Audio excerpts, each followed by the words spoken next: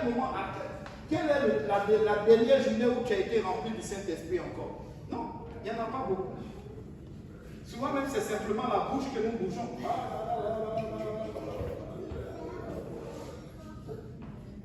Alléluia. Le Saint-Esprit apporte la consolation.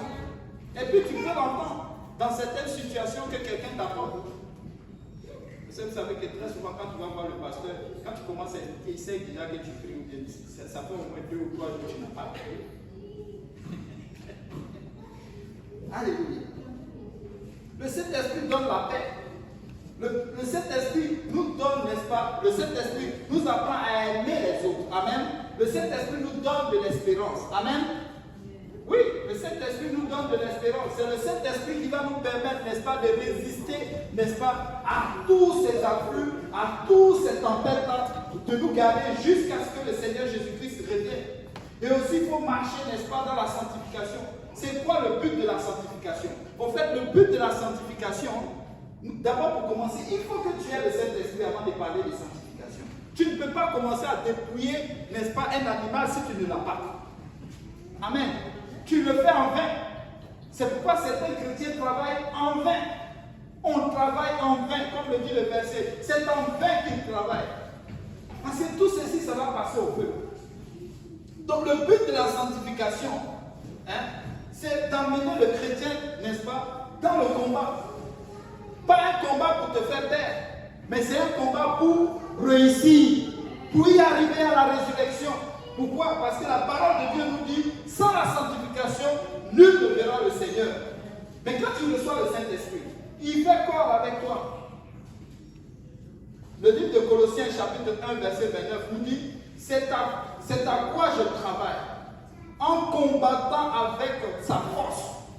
Mais il dit, c'est à ça que je travaille, en combattant avec sa force, qui agit puissamment en moi. Mais quand il parle de sa force, ce n'est pas toi. Amen. Il parle de quelque chose d'autre.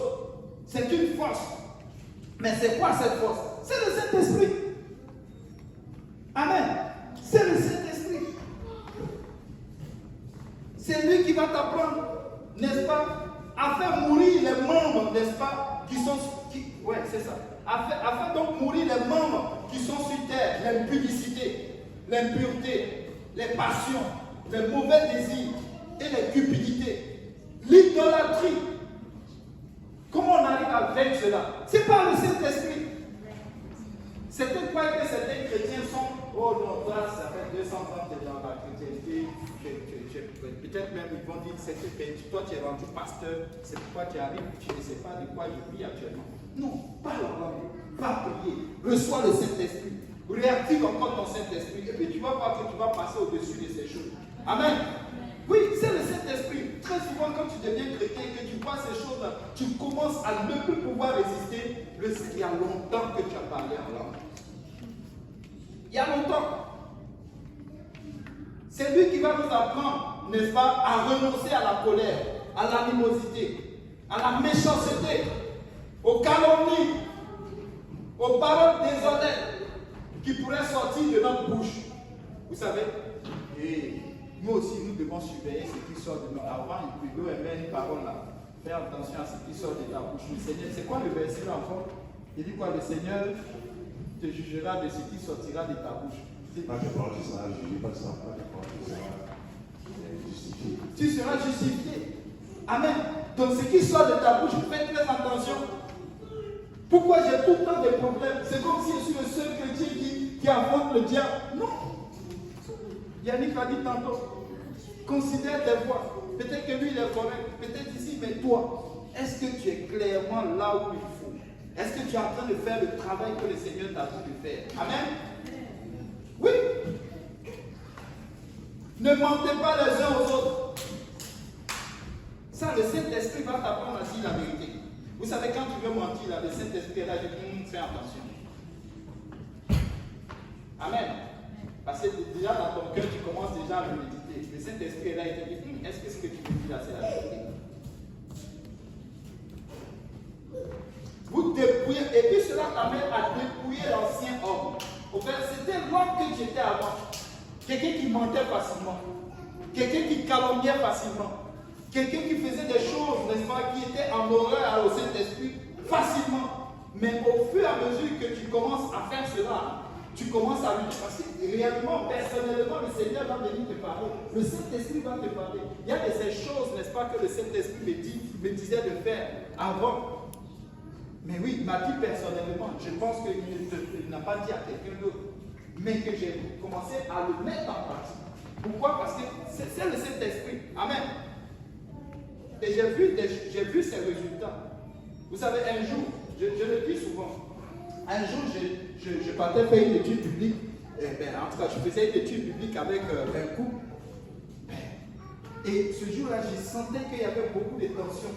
Je sentais pendant au moins 2 ou 3 semaines comme ça, les choses avaient changé. Et c'était difficile. On enseigne des gens, c'était comme, bon, ça ne bouge pas, ça ne va pas devant. Je me suis mis à prier. Vous savez, quand c'est comme ça, c'est même pas la peine d'aller chercher quoi que ce soit. Commence à prier. Prie jusqu'à ce que tu parles en langue. Vous savez quoi, j'ai commencé à prier, parler en langue. Et le lendemain matin, le Seigneur a parlé. Change ton pantalon. Aussi stupide,